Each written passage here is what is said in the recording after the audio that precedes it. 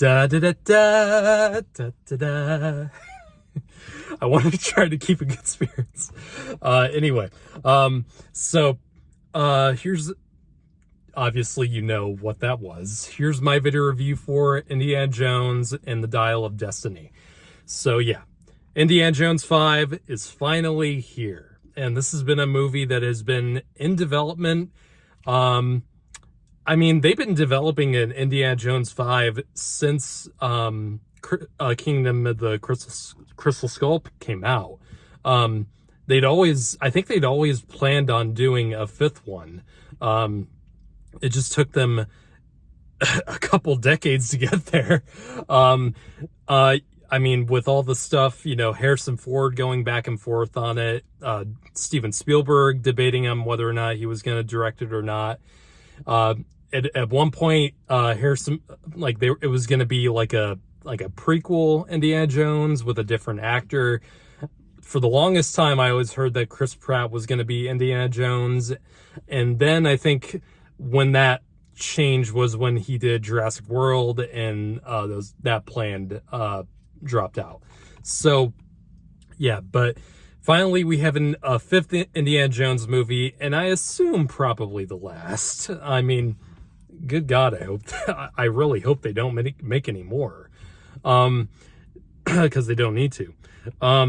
So yeah, this has been kind of a really, I mean, for the past month, this movie had its premiere with its first real early screenings at Cannes Film Festival. This movie's been getting so many divisive reactions across the board. I mean, I kind of assumed it would, because, I mean, after Crystal Skull, I mean, people were going to go into this with very weird expectations, because, I mean, most people didn't like Crystal Skull, and Crystal Skull is not a good movie. I mean, it's not good, and it's certainly nowhere near the first three original Indiana Jones films. But it's not. I don't think it's the crime against humanity that's a lot of people claim it to be. It's certainly got its moments, certainly got its fair share of bad moments, but it's. I remember when I saw, I think a lot of people in my generation who saw Crystal Skull, because I saw it in theaters. At least I think I saw it at least 2 times. I liked Crystal Skull as a kid, and I think it was part of that Phantom Menace syndrome, where you think you really like something, and over time and with various rewatches, you're like, this isn't good at all. But I can probably watch bits and pieces of Crystal Skull and still find good things about it. So yeah, I was going into this movie with very reasonable expectations. I obviously was not expecting anything on the level of the original 3 Indiana Jones films.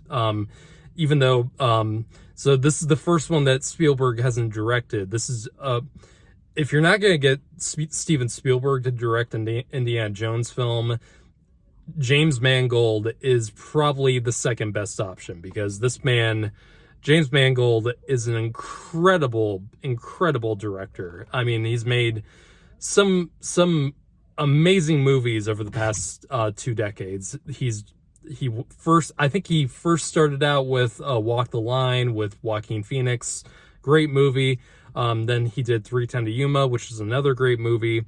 And then when he did Logan, I think that was the moment we realized how great James Mangold is as a director, because he really understands. He has a thing where he really does understand a certain type of character, and I think that's when I first heard that James Mangold was doing Dial of Destiny. I got much more excited than I would have, because I know James Mangold, based on Logan, how he does understand that kind of character who's that old-fashioned hero, and is brought back for one last mission or one last goal.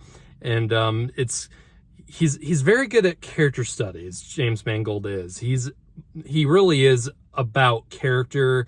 And whenever, even though his films a few of his films are quite heavy on action, he always understands that action needs to be based on the characters and what their goals are.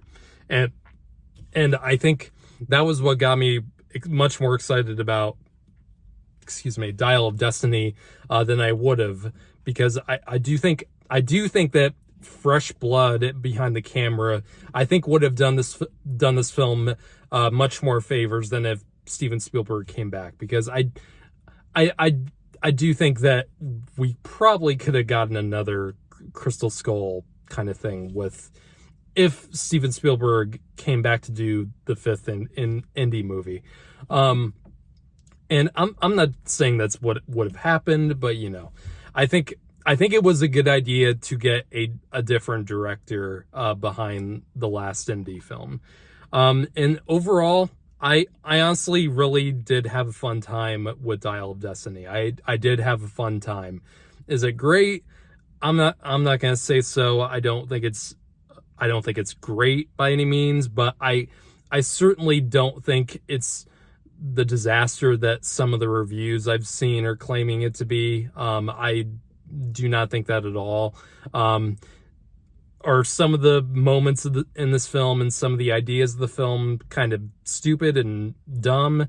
Yeah, I do think so. But I don't think this is a movie that's completely playing it safe. It plays it safe in a few aspects, but I do think that the film actually turned out to be more ambitious than I originally thought it was going to be. And obviously, with spoilers, I can't really get into those specific things, but the film, I think it, even though I don't think this film is as good as something like Logan, I do think that James Mangold still brought his sensibilities to this Indiana Jones film that he did with Wolverine or Logan in that film. This really is a kind of for the most part, is a study on how Indiana Jones, as an old-time adventurer in his way past his prime, how he, has evolved in his life and where he is right now. Not to spoil anything too drastic about the intro of the film. Indy is basically on his way out on to retirement as a professor. He and Marion are split up, and he's pretty much had his fill, and he doesn't really see any need to do all that again. And something does bring him back in the form of an object that he was originally after in the early days, which is Archimedes' dial. And I can't remember if there was a specific name for it, but it's basically the Dial of Destiny in the title is an object, which is another powerful object that every Indiana Jones film has. This one, there's two pieces to this dial. When they're both put together, in the film, they say that the dial is able to detect fissures in time, which pretty much means that whoever wields it could potentially open the gate to potential travel across time. And I feel like the way the film tackles that, not to spoil anything, that's all I'm really going to say about what it does. I do think the way the film does it, especially near the end, I feel like this might potentially really cause some people to lose their shit and claim that this is another Crystal Skull moment, with the aliens and stuff. For me, I didn't think it quite reached that level of what the fuckery with Indiana Jones, but it comes close, and it's right almost at that peak, that I really didn't want it to go over. And they do something near the end of the film that is crazy. It is fucking crazy. But I mean, I certainly I was never really bored throughout the film, honestly. I was almost always curious about where it was going to go with all this, and where it goes at the end of the film is interesting, to say the least. And it's certainly gonna spark some conversation, and some controversy, with the way things pan out. But I think, for me at least, for my point of view, it makes enough narrative sense with where Indiana Jones is at and the themes of this film, and where Indiana Jones is at as a character. And, I think it makes enough sense for me with his arc of the film, which I think is a good arc for Indiana Jones in this film. And I think, Harrison Ford, I was a little bit nervous that he was gonna kind of phone it in and pull a little bit of a Han Solo like he did in Force Awakens, but he's honestly, he's still got it. And Harrison Ford's he's still great as an Indy. And if this is the last time we see him as Indiana Jones, I think he went out on a good note. Then we get to Phoebe-Waller Bridge in the film, who I know just from being on YouTube and on some corners of the internet, I know some people really have a hatred for this woman. I have no idea why. I know why, but it's for no good reason. She's great in the film. She's excellent. She brings a good sense of humor to the film. She brings a good sense of excitement, and she brings a good confidence to the film. I don't think a lot of people are going to find that character to be woke, like they always say. I'm tired of that fucking word. I really don't. I'd never like using that word. I don't think I've ever used that word in any of my reviews, and I really try to. Some people are going to find that character woke in the film. I didn't have a problem with her at all. I thought she did a great job. Regardless of whatever you may think of the writing of that character, she does a great job, and I did like her. I ended up really liking her. Just because a female character is confident and is able to stand on her own toes next to the male hero, that doesn't make it fucking woke.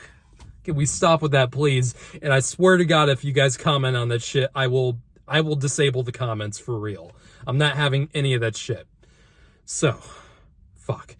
I really didn't want to talk about that, but with all the shit going around in the discourse of any major blockbuster by Disney at this point, I'm done with it. Then we get to the main villain of the film, who obviously is after this style, and he's played by Mads Mikkelsen. Fucking love Mads Mikkelsen in anything.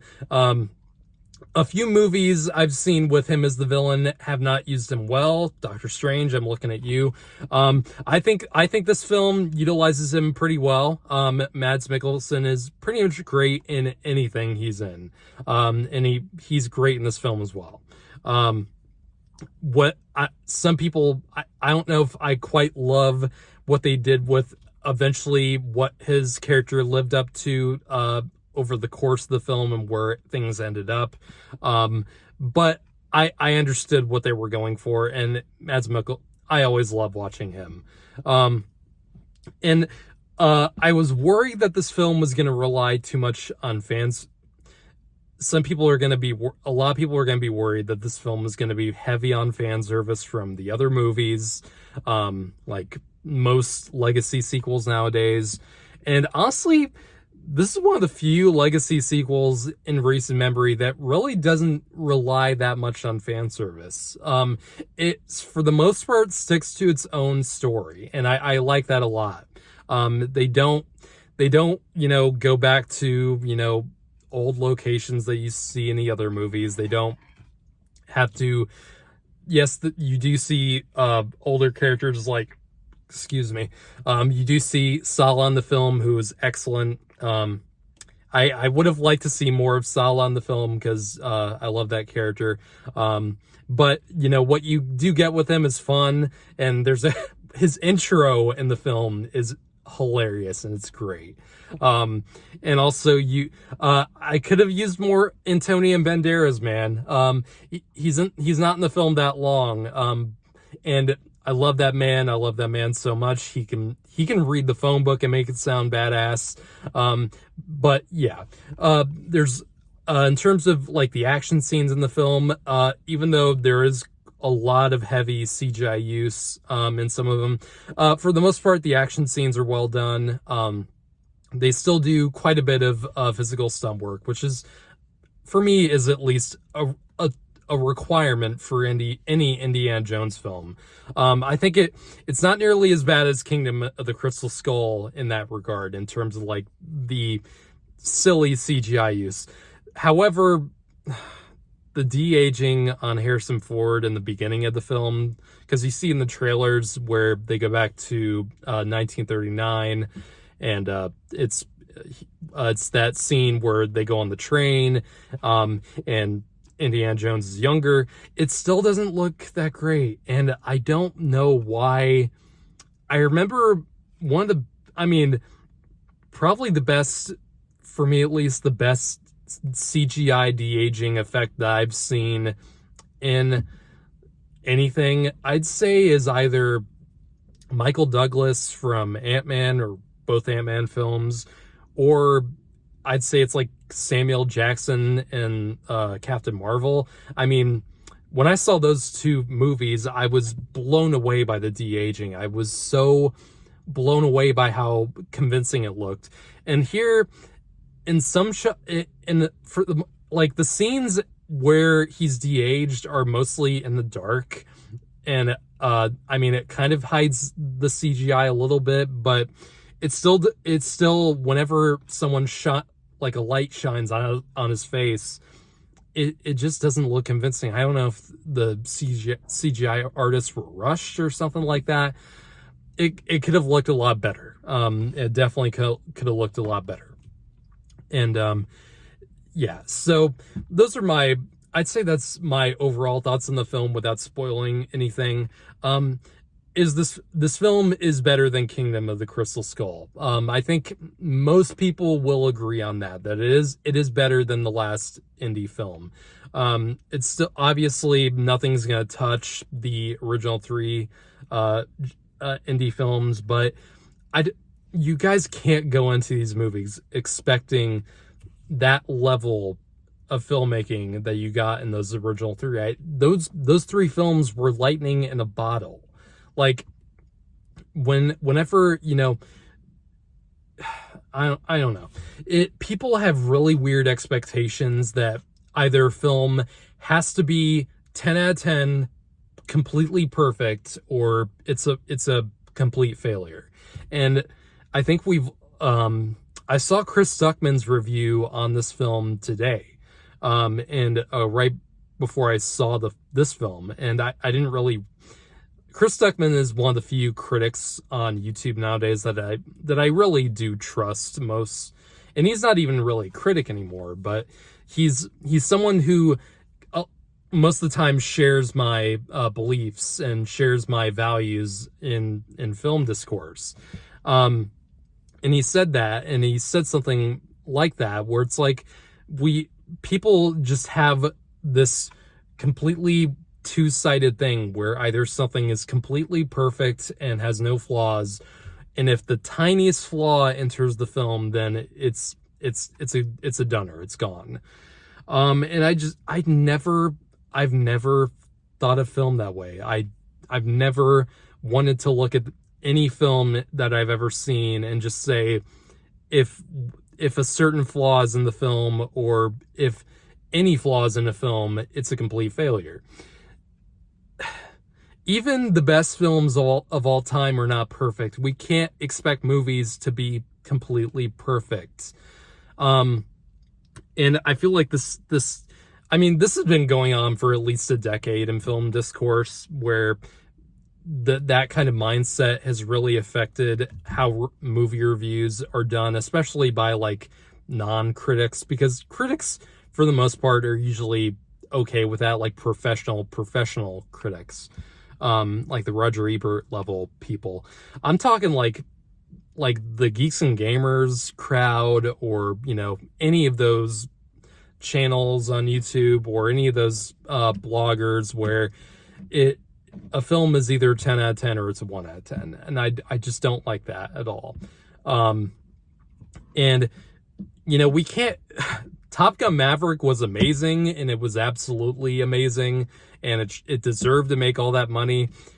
Not a film as good as Top Gun Maverick is rare. I mean, it is fucking rare for a movie to be that good, and to have that level of prestige and quality on it. It's really, I mean, not every movie that came out in the 80s and 90s was great like we remember. There were still a lot of, lesser so movies, and some movies that you might not remember, but if you go back and watch them, they're still kind of good. They're not amazing, but they're good. And I think Dial of Destiny, while not amazing and not great, is still a good enough movie. And I don't think we should disparage it just because it is flawed, or completely disparage it. It is flawed. It has problems with it, but I don't know. Sometimes if you enjoy a movie, you just enjoy a movie and you ride with that. So I'm going to give this film, Dial of Destiny, a 7 out of 10. I'll stick with that for now. It may change in the future, and I'll probably do a spoiler review after I see it again, probably. But I'm just gonna say I enjoyed Indiana Jones 5, and I'm just gonna live with it, and I'm not gonna bury it. Like, I'm not gonna take the problems I have with the film and completely let that cloud my mind. So, what did you guys think of Dial of Destiny? And what did you think of it? Comment below if you like, and if you're wanting to stick around and watch my other reviews. Subscribe for more, and take care.